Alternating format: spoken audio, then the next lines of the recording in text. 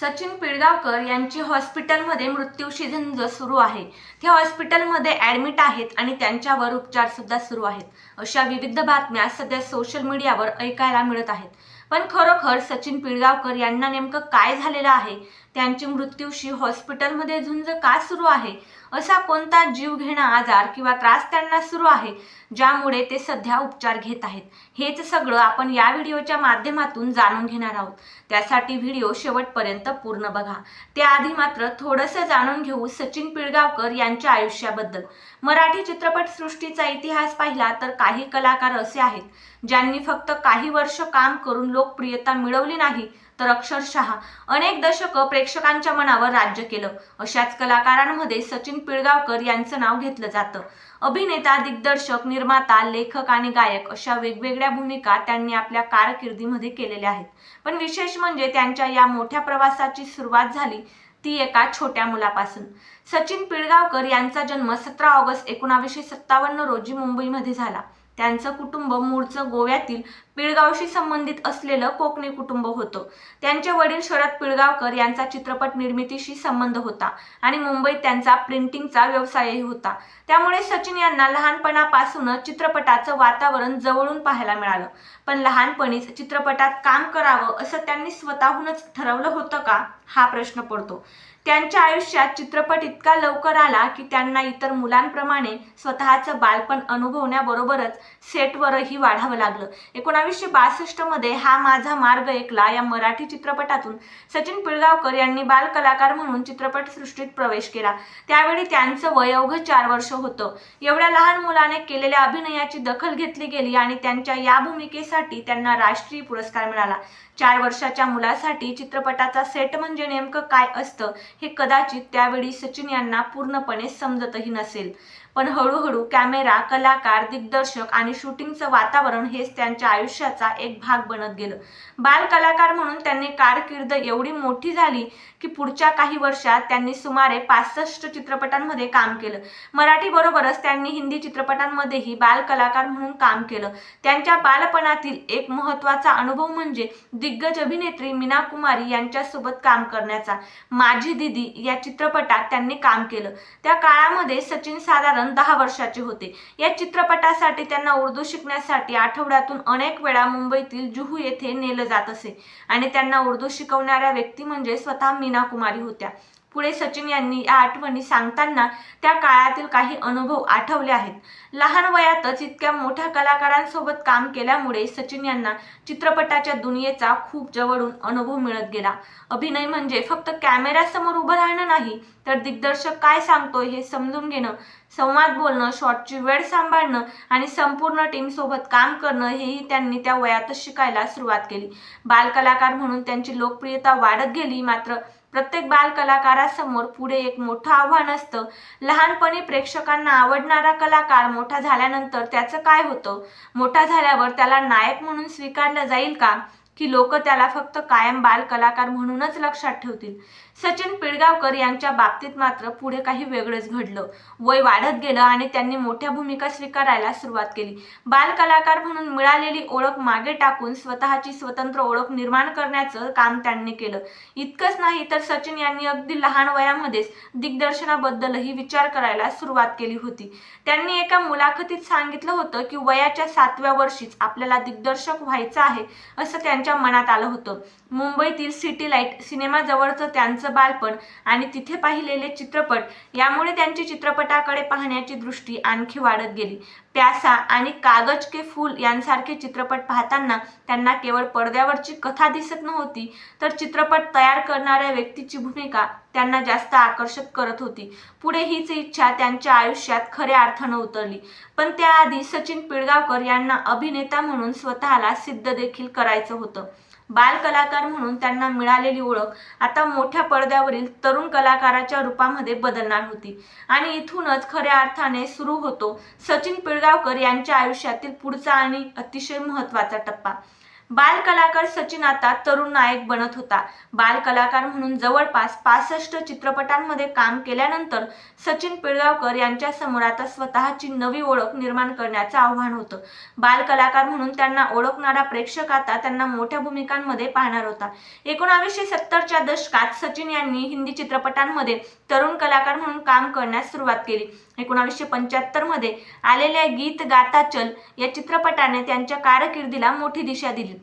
त्यानंतर बालिका वधू, अखियों के झरोखे आणि नदिये के पार यांसारख्या चित्रपटांमधून ते लोकप्रिय झाले. त्या काळात सचिन यांची प्रतिमा एका साध्या, निरागस आणि आपल्यातलाच वाटणाऱ्या तरुण अभिनेत्याची होती. त्यामुळे त्यांच्या भूमिका प्रेक्षकांना खूप जवळच्या वाटल्या. हिंदी चित्रपटांमध्ये काम करत असतानाच त्यांचा मराठी चित्रपटांशी देखील असलेला संबंधही कायमच राहिला आणि पुढे त्यांच्या कारकिर्दीत एक मोठा बदल झाला. सचिन यांनी दिग्दर्शनाकडे वळण्याचा निर्णय घेतला. 1982 मध्ये मायबाप या चित्रपटापासून त्यांच्या दिग्दर्शकीय प्रवासाला सुरुवात झाली. त्यानंतर 1984 मध्ये नवरी मिळे नवऱ्याला हा चित्रपट त्यांनी लिहिला आणि दिग्दर्शित केला. हा चित्रपट त्यांच्या कारकिर्दीतील महत्त्वाचा टप्पा ठरला आणि या चित्रपटामुळे त्यांच्या आयुष्यात आणखी एक महत्त्वाची व्यक्ती आली, सुप्रिया. सुप्रिया सबनीस या त्या काळात नवोदित अभिनेत्री होत्या. नवरी मिळे नवऱ्याला या चित्रपटाच्या निमित्ताने सचिन आणि सुप्रिया यांची ओळख झाली. सुरुवातीला ही ओळख कामापुरती होती, पण पुढे या दोघांमध्ये जवळीक वाढत गेली आणि ही जवळीक प्रेमात बदलली. या प्रेम कहाणीमध्ये एक मजेशीर गैरसमजही होता. सचिन यांनी स्वतः एका मुलाखतीत सांगितलेलं आहे की सुप्रिया यांना सुरुवातीला ते आधीच विवाहित आहेत असं वाटत होतं, कारण पडद्यावर त्यांनी बालिका वधू, त्रिशूल, नदिया के पार अशा चित्रपटांमध्ये अनेकदा लग्न केलेलं दाखवलं गेलं होतं. त्यामुळे सुप्रिया यांना खरंच त्यांचं लग्न झालेलं आहे असा गैरसमज झालेला होता. नंतर सचिन यांनी सुप्रिया यांना लग्नासाठी विचारलं आणि त्यांनी होकार दिला. 1985 मध्ये दोघांचं लग्न झालं. सचिन आणि सुप्रिया यांची जोडी पुढे फक्त पडद्यावरच नव्हे तर खऱ्या आयुष्यातही लोकप्रिय झाली. दोघांनी एकत्र काम केलं, एकमेकांच्या कामाला साथ दिली आणि संसार सुद्धा सांभाळला. लग्नानंतर त्यांच्या आयुष्यात मुलगी आली, श्रिया पिळगावकर. श्रिया पुढे स्वतः अभिनेत्री झाली. त्यामुळे आज पिळगावकर कुटुंबातील 3 पिढ्या नव्हे तर एकाच कुटुंबातील सचिन, सुप्रिया आणि श्रिया या तिघांचाही मनोरंजन क्षेत्राशी अगदी जवळचा संबंध राहिला. सचिन यांनी स्वतः सांगितलं आहे की मुलीच्या कामाचं कौतुक ऐकताना त्यांना विशेष आनंद होतो. सचिन आणि सुप्रिया यांच्या संसाराबद्दल बोलताना सचिन यांनी अनेकदा सुप्रियामुळे आपल्या आयुष्यात समतोल आला असल्याचं सांगितलेलं आहे. अडचणीच्या काळात सुप्रिया खंबीरपणे त्यांच्यासोबत उभ्या राहतात असंही त्यांनी सांगितलेलं आहे. दरम्यान दिग्दर्शक म्हणून सचिन यांनी कारकीर्द ही जोरात पुढे जात होती. 1987 मध्ये गंमत जम्मत, 1988 मध्ये अशी ही बनवा बनवी, 1990 मध्ये आमच्यासारखे आम्हीच अशा चित्रपटांनी त्यांच्या दिग्दर्शनाची वेगळी ओळख तयार झाली. विशेषतः अशी ही बनवा बनवी हा मराठी चित्रपटसृष्टीतील अत्यंत लोकप्रिय विनोदी चित्रपट ठरला. या चित्रपटात सचिन यांच्यासोबत अशोक सराफ, लक्ष्मीकांत बेर्डे, सिद्धार्थ रे, सुप्रिया पिळगावकर आणि इतर कलाकार होते. अशी ही बनवा बनवीच्या यशामुळे सचिन यांचं नाव दिग्दर्शक म्हणून आणखी मोठं झालं. त्यांच्या चित्रपटांमध्ये विनोद, गोंधळ, गैरसमज आणि रोजच्या आयुष्यातले प्रसंग यांचं मिश्रण असायचं आणि त्यामुळे प्रेक्षकांना ते सहज आपलेसे वाटायचे. सचिन यांनी अभिनयासोबत दिग्दर्शन, निर्मिती, लेखन आणि संगीताशी संबंधित कामही केली. मराठीसोबत हिंदी तसंच इतर भारतीय भाषांमध्येही त्यांनी काम केलं. पण त्यांचा प्रवास फक्त चित्रपटांपुरता थांबला नाही. पुढे त्यांनी छोट्या पडद्यावरही आपली छाप पाडली. तू मैं यांसारख्या लोकप्रिय विनोदी मालिकेत त्यांनी अभिनय, निर्मिती आणि दिग्दर्शनाच्या माध्यमातून काम केलं. त्यामुळे चित्रपटांमधून ओळख निर्माण केलेला हा कलाकार घराघरात टीव्हीच्या माध्यमातून देखील पोहोचला. अशा प्रकारे सचिन पिळगावकर यांचा प्रवास एका क्षेत्रात अडकून राहिला नाही. ते आधी बाल कलाकार झाले, मग नायक झाले, त्यानंतर दिग्दर्शक झाले आणि पुढे निर्माता, लेखक आणि गायक म्हणून देखील त्यांनी काम केलं. पण त्यांच्या आयुष्यात अजून अनेक महत्त्वाचे टप्पे येणार होते. पुरस्कार, काही वेगळ्या भूमिका, गंभीर अभिनय, दूरदर्शनवरील काम, कुटुंबाचा प्रवास आणि पुढे मुलगी श्रियाच्या करिअरपर्यंत पोहोचलेली त्यांची कहाणी. हीच त्यांच्या जीवनाची पुढची गोष्ट आहे.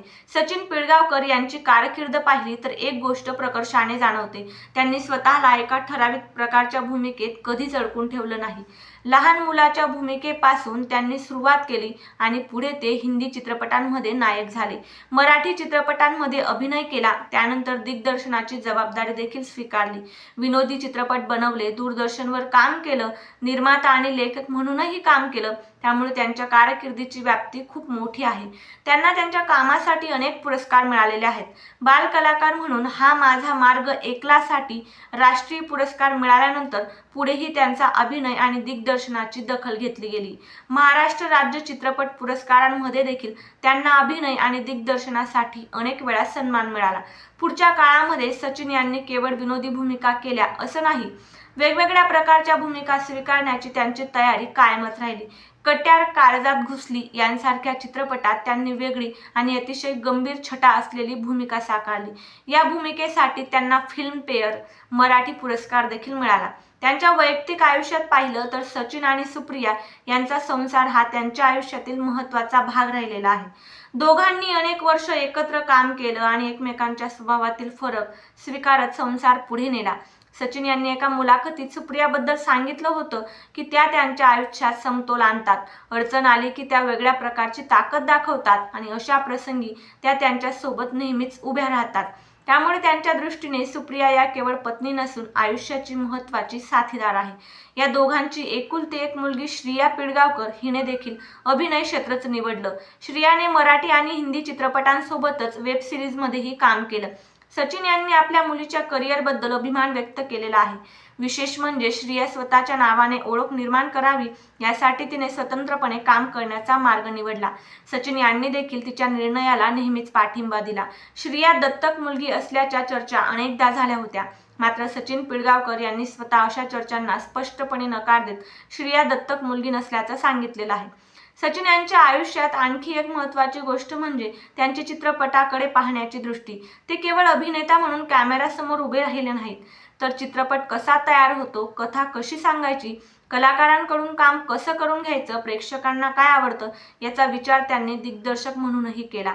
त्यांनी दिग्दर्शित केलेल्या चित्रपटांमध्ये नवरी मिळे नवऱ्याला, गंमत जम्मत, अशी ही बनवाबनवी, आमच्यासारखे आम्हीच, नवरा माझा नवसाचा अशा चित्रपटांचा विशेष उल्लेख केला जातो। नवरा माझा नवसाच्या याच्यानंतर त्याच कथेवर आधारित एकदंत हा कन्नड चित्रपटही त्यांनी केला। यानंतर सचिन पिळगावकर चित्रपटसृष्टीपासून दूर गेले नाहीत, ते अभिनय आणि दिग्दर्शन करत राहिले। 2019 मध्ये त्यांनी अशीही आशिकी दिग्दर्शित केला आणि 2024 मध्ये नवरा माझा नवसाचा 2 या चित्रपटाच्या माध्यमातून पुन्हा एकदा दिग्दर्शक म्हणून प्रेक्षकांसमोर आले। म्हणजे 4 वर्षाचा छोटासा मुलगा म्हणून सुरू झालेला त्यांचा प्रवास आज अनेक दशकांनंतरही थांबलेला नाही। आज सचिन पिळगावकर यांच्याकडे पाहताना त्यांच्या आयुष्याची सुरुवात आठवली तर एक वेगळं चित्र दिसतं। एका छोट्या मुलाने कॅमेऱ्यासमोर उभं राहून अभिनय केला, त्या अभिनयाला राष्ट्रीय पुरस्कार मिळाला। पुढे त्याच मुलाने तरुण नायक म्हणून स्वतःची ओळख निर्माण केली। नंतर त्याला फक्त अभिनयावर समाधान मानायचं नव्हतं म्हणून दिग्दर्शनाकडे वळला, स्वतःचे चित्रपट बनवले, विनोदातून प्रेक्षकांना हसवलं, गंभीर भूमिकाही केल्या, दूरदर्शनवर काम केलं आणि त्याच काळात सुप्रिया यांच्यासोबत संसार उभा केला। सुप्रिया आणि सचिन यांची जोडी, त्यांची मुलगी श्रिया आणि तीनही जणांचं मनोरंजन क्षेत्राशी असलेलं नातं ही या कुटुंबाची आणखी एक खास ओळख आहे। सचिन पिळगावकर यांच्या कारकिर्दीचा सर्वात मोठा भाग म्हणजे त्यांच्या सातत्याने बदलत राहण्याची क्षमता। ज्या काळात ते बालकलाकार होते त्या काळात ते बालकलाकार म्हणून लोकप्रिय झाले। नायकाची वेळ आली तेव्हा नायक म्हणून प्रेक्षकांनी स्वीकारलं, दिग्दर्शनाची वेळ आली तेव्हा दिग्दर्शक म्हणून स्वतःची ओळख निर्माण केली, विनोदाची संधी मिळाली तेव्हा प्रेक्षकांना मनापासून हसवलं आणि गंभीर भूमिका आल्या तेव्हा त्या देखील तितक्याच ताकदीने केल्या। म्हणूनच सचिन पिळगावकर यांची कहाणी ही फक्त एका अभिनेत्याची बायोग्राफी नाही, ही अशा कलाकाराची गोष्ट आहे ज्याने लहान वयात चित्रपटसृष्टीत प्रवेश केला आणि काळ बदलत गेला तसं स्वतःमध्ये देखील बदल घडवत राहिला।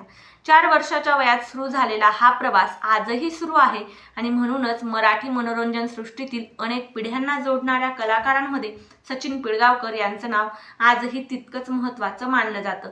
आता बरेच जणांनी सोशल मीडियावर अशा बातम्या पसरवलेल्या आहेत की सचिन पिळगावकर यांचे हॉस्पिटलमध्ये मृत्यूशी झुंज सुरू आहे। तर एक गोष्ट लक्षात ठेवा, त्यांच्या आयुष्यामध्ये सध्या तरी कुठलाही गंभीर आणि जीव घेणा आजार नाहीये। सध्या तरी ते एकदम फिट आहेत।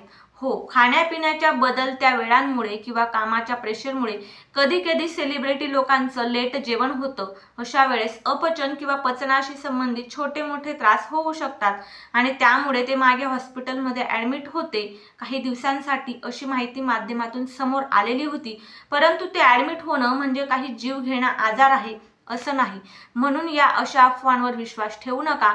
केवळ खाण्यापिण्याच्या बदलत्या चुकांमुळे तात्पुरता झालेला तो त्यांचा त्रास होता. म्हणजेच थोडक्यात काय तर फूड पॉयझनिंग किंवा विषबाधा झालेली असावी, बाकी काही नाही. तुम्हाला सचिन पिळगावकर हे अभिनेते आवडतात का? आणि त्यांचा आजपर्यंतचा कोणता चित्रपट तुम्हाला सर्वात जास्त आवडला? आम्हाला कमेंट करून नक्की सांगा. लवकरच भेटूया अजून एका व्हिडिओसह. तोपर्यंत